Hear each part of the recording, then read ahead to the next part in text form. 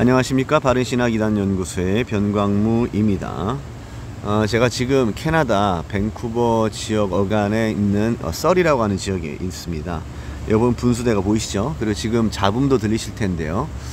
이게 지금 분수대에서 나오는 물소리입니다. 그리고 이제 제 주변에 차량들이 지나가고 있고요. 제 우측편에는 스카이트레인이라고 해서 또 2, 3층 건물 높이로 이제 기차가 달려요. 이게 이제 스테이션이에요. 역도 있고요. 자, 소리 들리시죠? 지금 제가 이제 분수대 앞에 있습니다. 지금 현재 시각은 새벽 6시예요. 제가 잠시 아침에 나왔습니다. 네, 보시면은 제가 지금 이 건물 32층에 있어요. 그래서 아침에 잠시 이제 여러분들에게 좀 영상을 하나 올려드리려고 잠깐 나왔습니다. 좀 시끄러우니까요. 좀 장소를 옮기도록 할게요. 어제는 주일이었습니다. 그래서 이제 교회를 가려고 이제 가는 도중이에요. 이런 길을 발견했어요. 무지개 색깔이죠? 여러분, 무지개 색깔 하면 무엇이 떠오릅니까? 우리나라에서 이제 퀴어 축제를 할 때에도 이렇게 뭐 무지개 깃발을 들고 이제 무지개 퍼레이드를 하잖아요. 그래서 이 동성애가 생각났어요. 왜냐하면 캐나다가 동성 결혼을 두 번째로 합법한 나라가 아닙니까? 제가 이 길목에 서 있는데 이게 횡단보도가 원래 이렇게 생겼거든요. 그래서 옆에 있는 할머니가 있길래 물어봤어요. 이렇게 여러 가지 색깔로 이렇게 횡단보도가 있는 이유가 무엇입니까? 라고 물어봤더니 그 옆에 할머니가 잘 모르겠다라고 이렇게 말씀을 하시더라고요. 캐나다는 어떤 면에서 본다면, 특히 영적인 면에서 본다면 소돔과 고모라와 비슷하지 않을까라는 생각이 많이 좀 들었습니다. 그러니까 외적으로 볼 때는 굉장히 아름다워요. 그리고 하늘에 구름이 떠 있는데요. 구름이 손에 잡힐 것 같아요. 지금 한국은요, 뭐 밖에 저녁이 나와도 덥지 않습니까? 있을 곳이 없지 않습니까? 근데 캐나다는요, 지금도 계속 선선해요. 어제가 가장 뜨거웠던 날이라고 하는데요. 그래도 선선했습니다. 그러니까 집에서 굳이 에어컨을 켜거나 히터를 킬 필요가 없어요. 항상 날씨가 좋기 때문입니다. 그리고 이게 밤낮의 길이도 지금 이제 길어가지고 밤 9시가 돼도 여전히 밝습니다. 그러니까 낮 시간대가 굉장히 길다. 그래서 여러모로 환경적으로 굉장히 또 좋은 부분들이 있어요. 그리고 이제 사람들이 이제 캐나다가 이제 복지가 잘 돼 있다고 해서 이곳으로 또 이제 이민을 오는 사람들도 많이 있지 않습니까? 근데 제가 좀 길을 다니면서 느끼는 것들이 있었습니다. 길을 가다 보면요, 이렇게 마약을 투여하면서 앉아 있는 또는 쓰러져 있는 사람들을 흔치 않게 발견할 수 있습니다.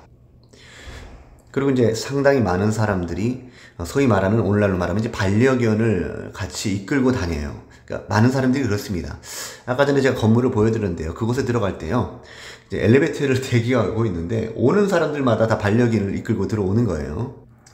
그 엘리베이터가 이제 3개가 있었는데 이제 서로 같이 타면은 개들끼리 짖고 싸울까봐 이제 엘리베이터에 같이 타지 않고 다른 엘리베이터가 오기를 기다리고 있는 모습을 제가 발견할 수 있었습니다. 그런 것들을 볼 때 저는 캐나다 사람들이 외적으로는 굉장히 아름다워 보이지만은 속에서는 뭔가 공허함을 채우기 위해서 어떤 개를 대동하고 또 그거를 또 하나의 또 친구로 삼는 그런 모습이 아닐까라는 생각을 하게 되는데요. 실제로 이제 우리나라 같은 경우도 본래는 이제 애완견이라고 하는 명칭을 썼다가 이제 뭐 최근 들어서 반려견이라는 용어를 많이 쓰지 않습니까? 근데 한자적으로 보면 짝반자니까 이게 상당히 오해를 가져다 주고요. 어쩌면은 뭐 소위 말하는 동물권이라고 하는 것을 마치 인권인 것처럼 높이는 그런 경향성 있는 용어 선정이 아닌가라는 생각도 들긴 했습니다만, 실제로 캐나다에서 사용하는 패치라고 하는 용어는 그거보다 더 깊은 의미라고 합니다. 그러니까 실제로 거의 동물을 인간처럼 대한다라는 그런 말도 제가 들어요. 이곳에서 말이죠. 그러니까 가족만큼 또는 가족보다 소중한 존재가 반려견입니다. 어떤 사람들에게는 말입니다. 이런 것들을 봤을 때 상당히 창조 질서가 무너지고 있지 않나라는 생각을 하게 된다라는 겁니다. 아무튼 이제 교회에 도착을 했습니다. 이제 한인교회인데요. 한인교회가 이제 이 건물을 그 대여해서 쓰고 있었습니다. 원래는 제1장로교회라고 해서 이제 오전에 예배를 드리고요. 오후에는 이제 한인교회에서 이곳을 빌려서 이제 예배를 드리는데요. 이곳이 이제 그 예배 현장이었습니다. 제가 이제 인상 깊게 살펴본 것은 이곳에서 이제 그 한인교회 목사님이 설교를 하시는데 로마서 1장 20절 이후부터 나오는 그 본문을 설교했다라는 거예요. 이제 주제는 종교의 씨앗에 대한 부분이었어요. 여러분들 신학을 하시는 분들은 아시겠지만 하나님의 신성과 능력이 이 만물에 분명히 보여져 알려졌나니 그러므로 너희가 핑계대지 못할지니라, 이런 말씀을 이제 우리가 중요하게 생각해서 소위 말하는 어떤 그 일반 은총, 그리고 이제 시편 19편 1절과 더불어서 하늘이 하나님의 영광을 선포한다 이렇게 얘기했을 때 일반 계시라고 하지 않습니까? 그러니까 만물을 보면 하나님의 신성과 능력을 볼 수 있다. 그래서 우리 안에도 양심이 있고, 그래서 하나님을 알만한 것이 모든 사람들에게 보이기 때문에 모든 사람들이 그런 측면에서 하나님을 안다라는 것이죠. 그러므로 심판날에 그들이 핑계대지 못할 것이니라 라는 말씀이죠. 이 본문을 가지고 이제 그 고신 교단에 소속되어 계신 목사님이 설교를 하시는 것을 제가 들었습니다. 여러분들 이제 로마서 1장을 보겠지만 이제 뒤쪽에 좀 가면요, 여자가 여자끼리 남자가 남자끼리 부끄러운 일을 행하는, 오늘날로 말하면 이제 동성애적 행위에 대한 정죄가 일어나고 있죠. 기록되고 있죠. 그것을 30절 31절에 보면 이제 사형이라고 하는데요. 아무튼 이 목사님께서는 그 본문을 설교하시면서 약간 언급하면서 지나가셨어요. 물론 동성애라고 하는 이렇게 그 명칭을 쓰지 않으셨지만, 그런 여러 가지 죄악들로 인해서 이제 우상숭배하는 죄악, 형상을 섬기는 그런 죄악들이 나타나게 되고, 결국은 성적 무질서와 성적 타락으로 나타나게 된다라고 그렇게 이제 설교를 하신 거예요. 그래서 저는 좀 생각을 해봤습니다. 아니, 캐나다에서 이런 설교가 가능할까? 이걸 잘못하면 붙잡혀갈 것 같기도 한데 라는 생각이 든 겁니다. 그래서 이제 같이 이제 식사의 교제 시간이 있었는데요, 사모님과 대화를 나눌 시간이 있었습니다. 그래서 사모님께 여쭤봤죠. 아니, 목사님께서 오늘 로마서 1장 본문으로 이렇게 설교를 하셨는데 인상 깊었습니다. 그런데 제가 알기로는 캐나다가 이제 동성결혼이 합법화되기 때문에 잘못하면은 이제 평등법 또는 이제 차별금지법이라고 하잖아요.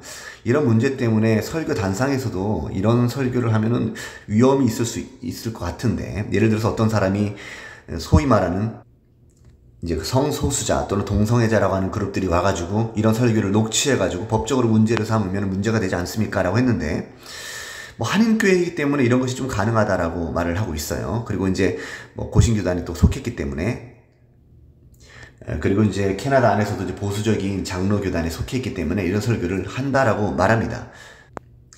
근데 실제로 이제 캐나다 목회자들은요, 그런 설교를 거의 할 수 없다고 그래요. 종교시설인 기독교에서 동성애가 문제다, 죄라고 하는 말을 말하지 못하는 그런 시스템이 있다라는 것이죠. 그런 말을 들은 저로서는 참 안타까웠습니다. 자, 뭐 이 전도지는요, 제가 예전에 만들었던 전도지입니다. 이 전도지를 가지고 제가 적극적으로 전도를 한 적은 많지는 않아요. 그러나 이제 캐나다에 간다고 하니까 제가 좀 전도를 하고 싶어가지고 나름대로 이제 번역을 했습니다. 이제 급하게 캐나다에 출국을 하기 전날 밤에 빨리 구글로 번역을 해가지고 나름대로 이렇게 이제 전도지를 만들었어요.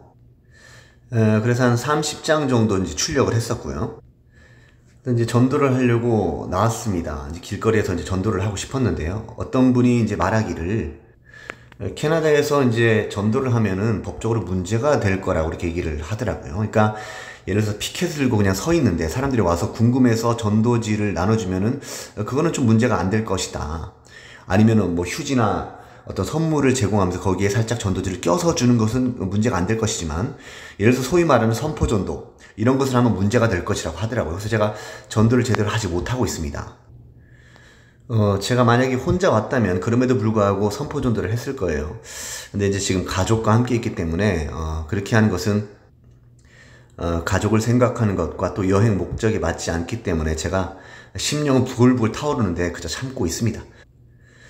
그러니까 이제 제가 있는 지역이 이제 밴쿠버 서리 지역인데 여긴 다민족이에요. 그래서 뭐 인도 사람도 있고 뭐 여러 나라 사람들이 다닙니다. 그러니까 종교들이 다 제각각이고요. 뭐 그래서 캐나다가 우리보다 먼저 복음이 들어왔다라는 면에서 뭐 어떤 사람들은 선진국이라고 생각할 수 있지만 실제로는 종교적 퇴보국이에요. 여기는 다시 복음을 전해야 되는 나라입니다. 아주 소위 말하는 타락한 그런 문화가 있는 그런 곳이라는 것이죠. 그럼에도 불구하고 제가 이제 우연치 않게 전도하는 그런 현장들을 목격을 했었습니다. 한 번은 이제 피자집에 들어갔는데 그곳에 전도지가 꽂혀 있었어요. 물론 제가 이제 그 내용을 확인해서 이단성이 있는 전도지인지는 좀 더 살펴봐야 될 것 같고요. 어제 같은 경우는 길을 가는데 이제 자기가 크리스천이라면서 가판대를 세워놓고서 누가 또 이제 전도를 하더라고요. 물론 그들이 막 예수를 적극적으로 전하지 않았습니다. 그래서 확인해보니까 제가 이제 당신이 크리스찬이냐 이렇게 물었더니 크리스찬이라고 하더라고요. 그래서 가판대에 있는 거 하나 줄 수 있느냐 해서 이제 소책자를 받았는데 여호와의 증인이었습니다. 그러니까 여호와의 증인도 거기서 이렇게 열심히 활동을 하고 있었고요. 한 번은 길을 가는데 정말로 적극적으로 전도하는 사람들을 만났어요. 그들도 이제 소책자를 나눠줬는데 제가 볼 때는 좀 건전한 복음을 전하는 것 같았습니다. 이제 그런 것들이 약간 이제 불법적인 것이라고 이렇게 말을 하는데도 불구하고 그렇게 전도하는 사람들을 제가 발견했다라는 겁니다. 모르겠어요. 제가 느낄 때에는 우리나라보다 더 어떤 길거리 전도 이런 것들이 더 많이 이루어지고 있진 않나 이런 생각도 듭니다. 그러니까 어떤 기독교에 대한 핍박이 있을 때 그래도 살아있는 영롱한 불빛처럼 남아있는 자들이 있어 보인다라는 생각도 들어요. 그것이 소위 이제 법적으로 제재를 당할지라도 적극적으로 길거리에서 복음 전하는 사람도 제가 발견했다라는 말이지요. 너무 고맙고 감사했습니다. 그리고 저는 이제 캐나다 하면 떠오르는 것이 이제 신사도 운동이에요. 캐나다 토론토 지역에서는 신사도 운동 붐이 크게 일었죠. 그래서 물론 제가 토론토 지역은 아니고 반대편에 있는 밴쿠버이기 때문에 저는 내심 좀 기대도 하고 있었습니다. 이곳에서 거짓 선생들을 만나기를 원했기 때문입니다. 그들이 허탄한 거짓과 어그러진 가르침을 통한 미혹을 전하는 것을 보고 그들을 꾸짖기를 원했습니다. 그러나 그런 자들을 제가 쉽게 만날 수 있는 건 아니죠.